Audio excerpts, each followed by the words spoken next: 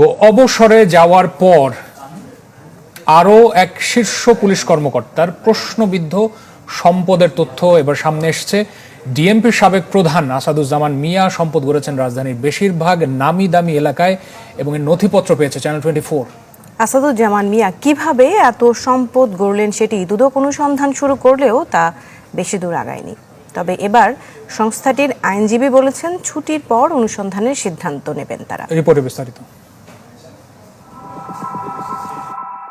এক শীর্ষ কর্মকর্তার কীর্তি কুকীর্তির গোমর ফাঁস হওয়ার মাঝেই পুলিশের আরেক শীর্ষকর্তার নামেও অভিযোগের পাহাড়। বলা হচ্ছে ঢাকা মহানগর পুলিশের সাবেক কমিশনার আসাদুজ্জামান মিয়ার কথা। আসাদুজ্জামান মিয়ার সম্পদের নথির কিছু অংশ এসেছে চ্যানেল 24-এর হাতে। এতে অভিজাত এলাকায় সম্পত্তি কেনার ব্যাপারে আগ্রহী দেখা গেছে সাবেক ডিএমপি প্রধানকে। প্লট ফ্ল্যাট কিনেছেন ধানমন্ডি, বসুন্ধরা আবাসিক এলাকা, নিকুঞ্জ, পূর্বাচল, আফতাবনগর, সিদ্ধেশ্বরী সহ রাজধানীর বিভিন্ন জায়গায়। আসাদুজ্জামান মিয়ার সম্পদের বাড়াবাড়ির এই বিষয়টি বেশ কবছর আগে নজরে এসেছিল দুর্নীতি দমন কমিশনের। শুরু হয় অনুসন্ধানও, তবে তা খুব একটা এগোয়নি।